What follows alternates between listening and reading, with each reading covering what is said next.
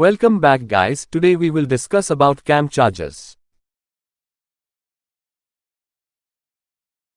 CAM, known as Common Area Maintenance Charges, are the contribution or fee paid collectively by the tenants to landlord for the maintenance and upkeep of the commonly owned premises such as electricity and water charges of commonly used areas, parking lot, elevators, lobbies, corridor, salaries of security guards and support staff, repair and renovation of building etc.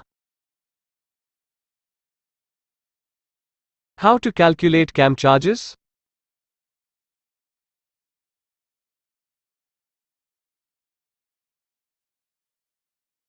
First of all, calculate the pro rata share of the property. The process starts by taking the total usable area of the building and dividing it by the usable space of your apartment.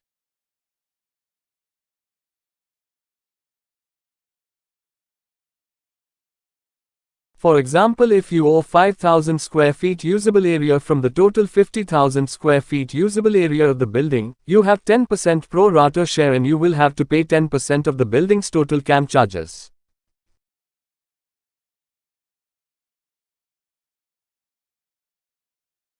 Thanks for watching. If you like the video, don't forget to subscribe the channel.